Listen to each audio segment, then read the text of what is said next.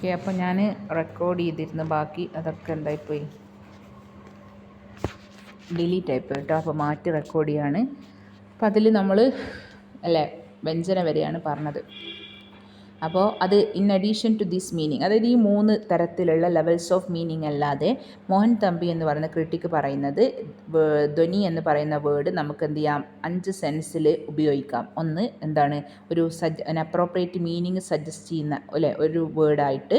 രണ്ടാമത്തത് ഒരു meaning suggest ചെയ്യുന്നത് അല്ലേ, സജസ്റ്റഡ് മീനിങ്സ് വരുന്നത്. പിന്നെ മൂന്നാമത്തത് എന്താണ്, ഒരു വസ്തു, ഒരു ഫാക്റ്റ് അല്ലെങ്കിൽ ഒരു അലങ്കാര, ഒരു ഫിഗർ ഓഫ് സ്പീച്ച് സജസ്റ്റ് ചെയ്യുന്നതായിട്ട് പറയാം.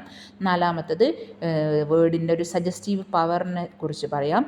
അഞ്ചാമത്തത് എന്താണ്, it contains A suggestion of രസ. അപ്പോൾ അതായത് ധ്വനി എന്ന് പറഞ്ഞു കഴിഞ്ഞാൽ ആ 3 ലെവൽസ് ഓഫ് മീനിങ്സ് മാത്രമല്ല, അതിനെന്തുണ്ട്, ഒരു പവർ ഓഫ് ഇവോക്കിംഗ് ഇമോഷൻസ് ഉണ്ട് റീഡേഴ്സിൽ എന്നാണ്. അതായത് ധ്വനി എന്നതുകൊണ്ട് അർത്ഥമാക്കുന്നത് ഈ 3 തരത്തിലുള്ള ലെവൽസ് ഓഫ് മീനിങ്സ് മാത്രമല്ല എന്നും, റീഡേഴ്സിനിടയിൽ ഒരു ഇമോഷൻ ഇവോക്ക് ചെയ്യാനുള്ള കഴിവ് ആർക്കുണ്ട്, ഈ ധ്വനിക്കുണ്ടെന്നും മോഹൻ തമ്പി പറയുന്നു. ഈ ഒരു ടേം ധ്വനിക്ക് നമുക്ക് 5 സെൻസ് കൊടുക്കാം. ഒന്നെന്താണ്, ഒരു അപ്രോപ്രിയേറ്റ് മീനിങ് സജസ്റ്റ് ചെയ്യുന്നെന്നും, രണ്ടാമത്തത് ഒരു സജസ്റ്റഡ് മീനിങ്സ് തരുന്നു, മൂന്നാമത്തത് വസ്തു, ഒരു ഫാക്റ്റ് ഉണ്ടാകുന്നു, നാലാമത്തത് വേർഡ്സിൻ്റെ സജസ്റ്റീവ് പവർനെസ് ആണ് ഇത് കാണിക്കുന്നതെന്നും, അഞ്ചാമത്തത് അതെന്ത് ചെയ്യുന്നുണ്ട്, ഒരു സജഷൻ ഓഫ് രസയാണ് കാണിക്കുന്നതെന്നാണ്.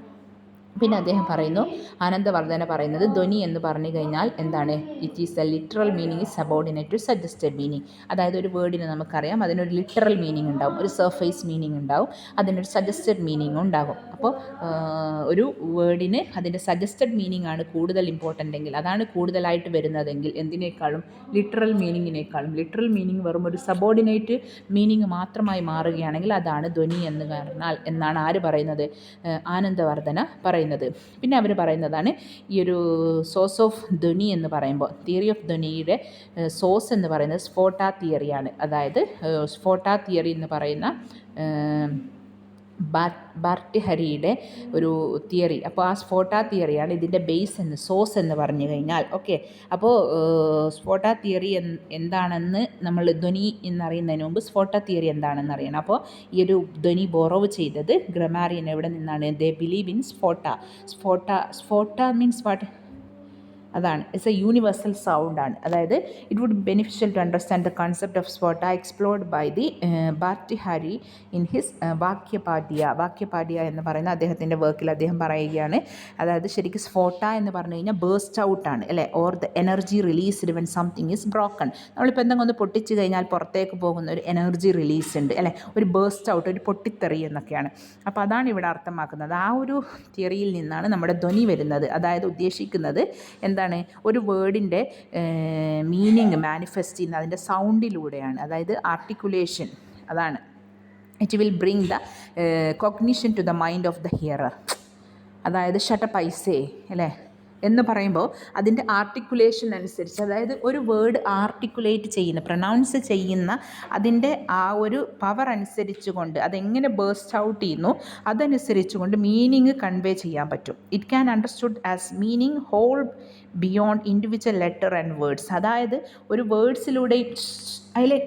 വേർഡ്സിലൂടെയും ലെറ്റേഴ്സിലൂടെയും മീനിങ് കൺവേ ചെയ്യുന്നതിന് പകരം എന്ത് ചെയ്യുക, മീനിങ് നമുക്ക് ഏതിലൂടെ കൺവേ ചെയ്യാം, പ്രൊനൗൺസിയേഷനിലൂടെ, അല്ലെങ്കിൽ എന്താ പറയുക, ഇതുപോലെയുള്ള എന്താ പറയുക, സ്ഫോട്ട, ബേസ്റ്റ് ഔട്ട്, അതാണ് എന്ത് സ്ഫോട്ട എന്ന് പറഞ്ഞാൽ. അപ്പോൾ അതിൽ നിന്നാണ് എന്ത് വരുന്നത്, ഈ ഒരു ധ്വനി എന്ന് പറയുന്ന തിയറി വരുന്നത്. അപ്പോൾ അതൊന്ന് ഓർമ്മിക്കണം.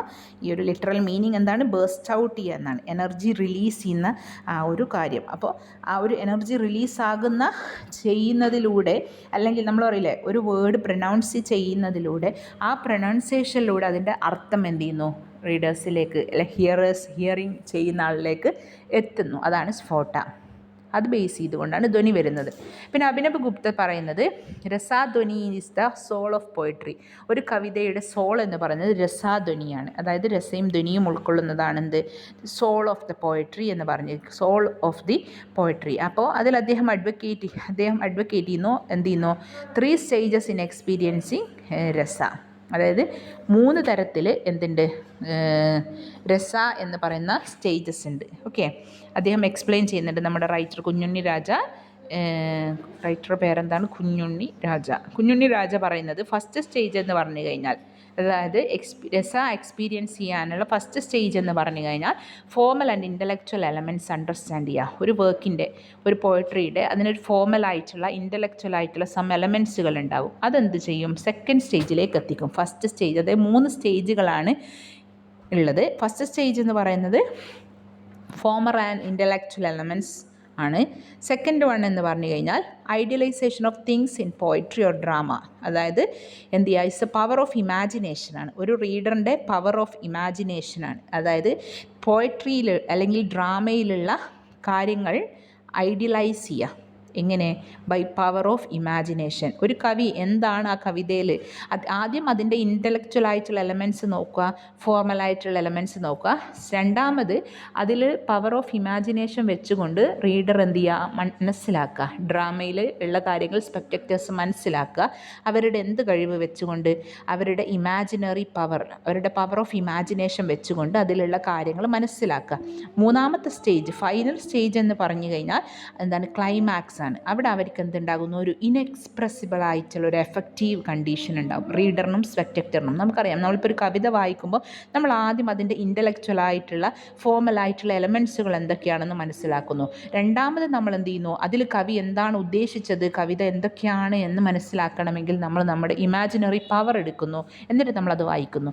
മൂന്നാമത് നമുക്ക് ഒരു ഇൻഎക്സ്പ്രസിബിൾ ആയിട്ടുള്ള ഒരു പവർ ഉണ്ടാവുകയാണ്. ഒരു എന്തുണ്ടാകുന്നു? ഇൻഎക്സ്പ്രസിബിൾ ആയിട്ടുള്ള ഒരു എഫക്റ്റീവ്നെസ് ഉണ്ടാകുന്നു.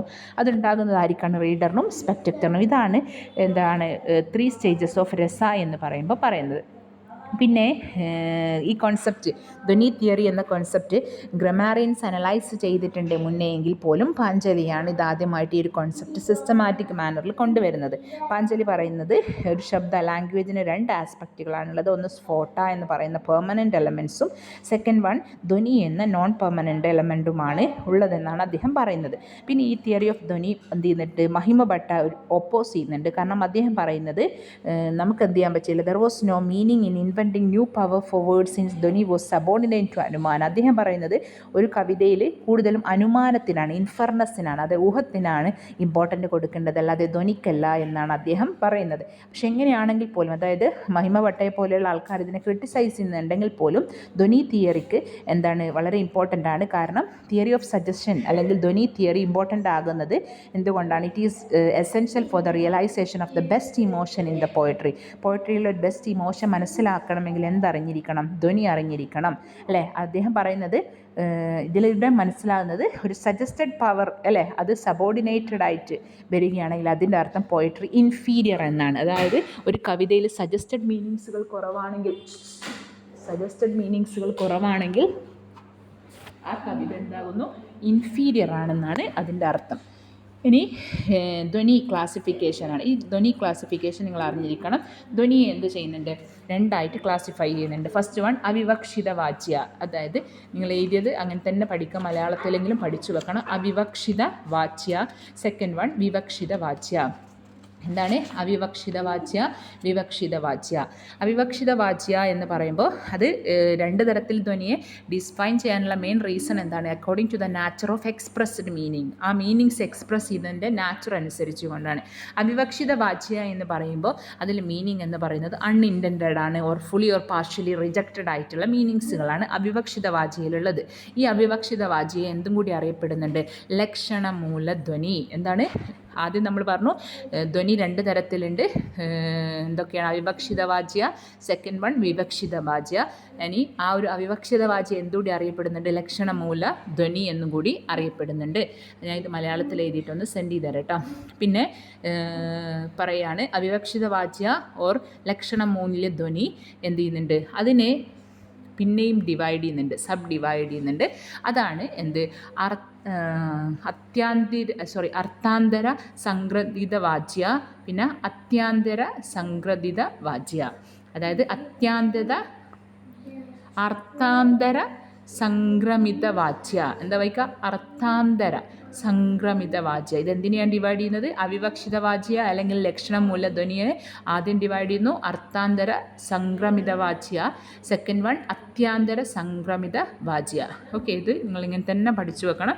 സബ് ഡിവിഷനാണ് പറയുന്നത്.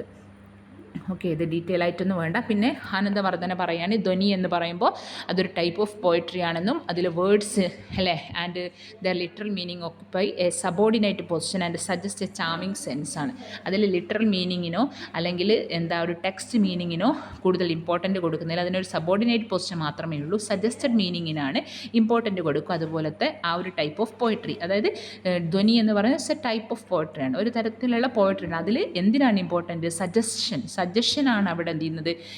അതിൽ ലിറ്ററൽ മീനിങ് സബോർഡിനേറ്റ് ആയി വരുന്നു. ആരാണ് ഹൈ പൊസിഷനിൽ വരുന്നത്? സജസ്റ്റീവ് മീനിങ്സ് ആണ്. അത് ഞാൻ പറയുന്നു 3 ടൈപ്സ് ഓഫ് പോയട്രി ഉണ്ട്. ഒന്ന് ധ്വനി, രണ്ടാമത്തത് ഗുണിഭൂത്യ വ്യംഗ്യ, മൂന്നാമത്തതാണ് ചിത്ര. അപ്പോൾ 3 തരത്തിലുണ്ട്. അപ്പോൾ ധ്വനി എന്ന് പറയുന്ന കവിത 3 തരത്തിലുള്ള കവിതകളുണ്ട്. ഒന്ന് ധ്വനിയിൽ സജസ്റ്റീവ് മീനിങ്ങിനാണ് ഇമ്പോർട്ടൻറ്റ്. പക്ഷേ ഗുണിഭൂത്യ വ്യംഗ്യയിൽ എന്താ വരുന്നത്, എന്തിനാണ് ഇമ്പോർട്ടൻറ്റ് കൊടുക്കുന്നത്? അതിൽ സബോർഡിനേറ്റഡ് ആയിട്ട്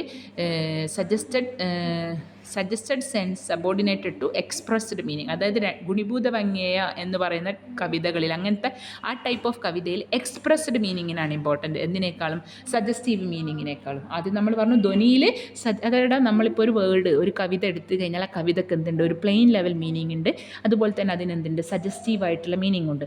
അപ്പോൾ ധ്വനി എന്ന് പറയുമ്പോൾ സജസ്റ്റീവ് മീനിങ്സ് ആണ് കൂടുതൽ എന്ത് ചെയ്യുന്നത്, ഫോക്കസ് ചെയ്യുന്നത്. പക്ഷേ ഗുണിഭൂത വ്യംഗ്യയിൽ കൂടുതലും എക്സ്പ്രസ്ഡ് മീനിങ്ങിനാണ് ഇമ്പോർട്ടൻറ്റ് കൊടുക്കുന്നത്. ഓക്കെ, അതുപോലെ തന്നെയാണ് ചില പോയട്രി അദ്ദേഹം പറയുന്നു അതിലെന്തുണ്ടാവില്ല, ഡിവോയിഡ് ഓഫ് ദ സജസ്റ്റീവ് പവറാണ്. അത് മീനിങ് പോയട്രി ആയിട്ട് നമുക്ക് കൺസിഡർ ചെയ്യാൻ പറ്റില്ലെന്നാണ്. സജസ്റ്റീവ് പവർ ഇല്ലാത്ത, സജസ്റ്റീവ് മീനിങ് ഇല്ലാത്ത കവിതകളെ നമുക്ക് പോയട്രി എന്ന് വിളിക്കാൻ പറ്റില്ലെന്നും. പിന്നെ അടുത്തൊരു തരത്തിലുള്ള പോയട്രിയാണ് imitation of poetry or the pictorial poetry, that is chitrakavya. മൂന്നാമത്തെ തരത്തിലുള്ളത് കവിത എന്ന് പറയുന്നത് ചിത്രകാവ്യ അല്ലെങ്കിൽ pictorial poetry or imitation of poetry. Okay, അപ്പം 3 തരത്തിലുള്ള കവിതകൾ ഇത്രയും ഓർമ്മിക്കുക. ഫങ്ഷൻ ഓഫ് ധ്വനിയൊക്കെ അന്നും ആവശ്യം ഇല്ല. അപ്പോൾ ഇത്രയും പഠിച്ച് ഡീറ്റെയിൽ ആയിട്ട് പഠിക്കുക. ഇത് മതി എസ് എ പേർപ്പസിന്. എന്തെങ്കിലും ഡൗട്ട് ഉണ്ടെങ്കിൽ ചോദിക്കുക. Okay, thank you.